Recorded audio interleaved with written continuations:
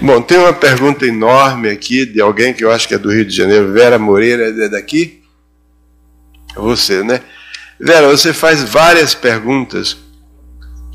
Uma delas é a seguinte: por que nesse curso não são tratadas diretamente questões sobre a didática da matemática e promover a discussão das situações de aula? Você quer responder isso, Wagner? Ou você deixa para mim? Bom, acontece o seguinte: eu acredito que para ser um bom professor de matemática, você tem que ter 3 propriedades básicas. A primeira, número 1, é você gostar de matemática. Gostar de matemática. Ter entusiasmo pela matemática. Achar que matemática vale a pena, é uma atividade confortadora, recompensadora, que lhe dá prazer, satisfação, a dificuldade, vencer as dificuldades e tudo mais. A segunda condição, para você ser um bom professor de matemática, é você conhecer matemática. Conhecer um pouco mais do que aquilo que você vai ensinar. Um pouco mais do que as coisas que você vai dizer para o aluno. Porque se você se limita a saber, mesmo que você saiba direitinho as coisas que você vai ensinar, mas não sabe um pouco mais, você perde a perspectiva das coisas. Você começa a dar ênfase, e isso acontece muito nos livros brasileiros, dar ênfases desproporcionais a coisas que não merecem aquela ênfase e tirar a ênfase de coisas que deviam ser enfatizadas. Porque a ênfase é muito importante, destacar o que é mais essencial do que é acidental. Outra dificuldade, essa de natureza prática, é o seguinte: você dá uma questão numa prova e um aluno aparece com uma solução completamente diferente que você não conhecia, e você marca errado, porque não é o que você estava pensando. Mas se você tiver um conhecimento maior, você diz: isso também pode ser feito de outro modo e tal. Então, por vários motivos, o professor tem que saber a matéria que vai ensinar e tem que saber um pouco mais do que aquilo que vai ensinar. E, finalmente, a terceira condição para a pessoa ser um bom professor de matemática é que ele deseje transmitir aquilo que ele sabe.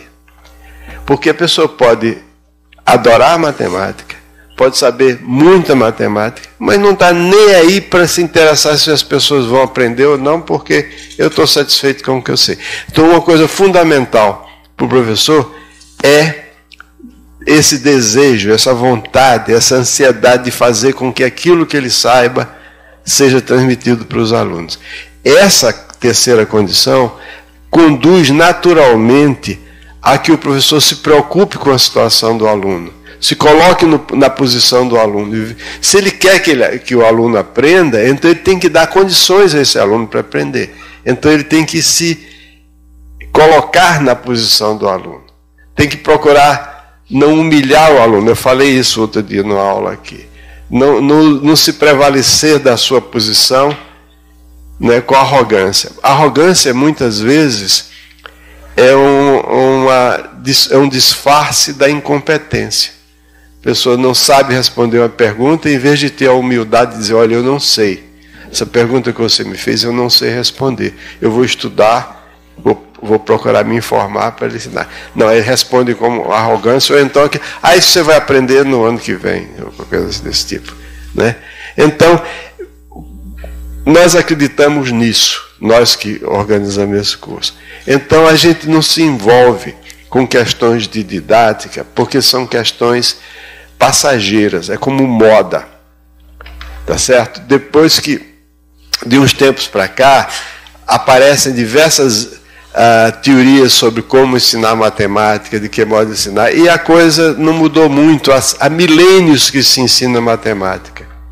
E não tem nada mais novo do que o método socrático, por exemplo, que consiste em fazer com que o aluno, ele próprio, vá descobrindo a verdade. Mas isso você não pode fazer numa turma muito grande, mas você tem que dar oportunidade aos alunos de trabalharem. Eu gosto muito de citar a historinha, já devo ter citado aqui para vocês, da lagarta que se transformou numa borboleta. Que uma pessoa estava vendo aquilo e se condoeu com o esforço brutal que a lagarta saía, que já era a borboleta, para sair de dentro do casulo. Aí ficou com pena. Da próxima vez que ele viu aquilo, ele disse: vou ajudar. Aí abriu o casulo e a borboleta deu alguns passinhos, trôpega, caiu morta. Porque o esforço que ela fazia para sair do casulo por aquela abertura estreita é que estimulava a circulação linfática, porque a borboleta não tem sangue, tem linfa. Então, aquilo fazia com que ela sobrevivesse. A mesma coisa é o esforço que o aluno faz para aprender, para resolver problemas, e é que realmente provoca a aprendizagem. Então, essas são as coisas. As teorias, muitas e muitas e muitas vezes, quase sempre, são inventadas por pessoas que tentaram aprender matemática, não conseguiram, então vão ensinar a ensinar matemática. Então nós acreditamos nesses 3 princípios, que para ser um bom professor de matemática, você tem que gostar de matemática, ter entusiasmo por matemática, você tem que conhecer um pouco mais do que aquilo que você vai ensinar, e você tem que ter o desejo de que as pessoas que estão lhe ouvindo aprendam as suas coisas que você está dizendo. Daí, se você tem essas 3 qualidades e você não é uma boa professora ou um bom professor, você vai ser. É só questão de tempo. Porque essas 3 propriedades vão fazer você se esforçar para ser uma boa professora. Algumas pessoas têm talentos inatos. Como, por exemplo, nenhum de nós vai, nem eu, Paulo César, nem eu, tentar imitar o Wagner na precisão dos desenhos dele. Absurdo. Isso aí eu tento também, mas já sei de cara que não vou conseguir. Mas a gente procura fazer o melhor possível. Tem pessoas que têm mais loquacidade, né? São pessoas mais articuladas. Outros são difíceis de falar e tal, mas não importa. Com o tempo, eles vão se tornar bons professores, desde que eles mantenham essas 3 propriedades e as consequências dela. Aliás, eu quero dizer que isso que eu estou falando não é originalmente minha ideia. Isso aí está num trabalho do George Polya, que foi um grande matemático húngaro, que morreu aos 93 anos, e durante os últimos 50 anos da vida dele, ele se dedicou ao ensino da matemática elementar, e que tem um artigo dele publicado na revista do Professor de Matemática, traduzido, aliás, pela Maria, que vocês todos conhecem. A revista se chama Os 10 Mandamentos do Professor de Matemática. E, na verdade, são 10, mas eu extraí desses 10, esses 3 que eu mencionei, porque os outros são corolários desses 3 axiomas. Você quer falar alguma coisa sobre isso? Não, eu ia só contar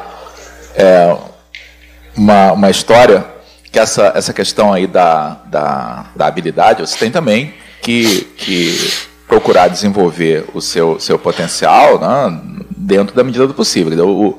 O Wagner aqui, numa das aulas, ele conversou aí com vocês sobre formas como as pessoas que não têm também um talento especial podem trabalhar para não chegar ao ponto do Wagner, mas para fazer um desenho que eles entendam e que as outras pessoas também. Mas eu ia contar uma historinha que eu tive a experiência de, há muitos anos atrás, quando eu era professor de vestibular, tá, eu e Wagner davam aulas de geometria para os alunos. Né? Você imagina a desvantagem assim, que eu tinha, tá, com os alunos. Aí eu dizia para os alunos: olha, vocês têm sorte de me ter como professor, porque eu é que sou como vocês. Tá? Quando vocês fazem os desenhos de vocês fazem desenhos parecidos com os meus, tá? Não com os do Wagner. Então, você sempre pode apresentar um ângulo favorável assim com os alunos.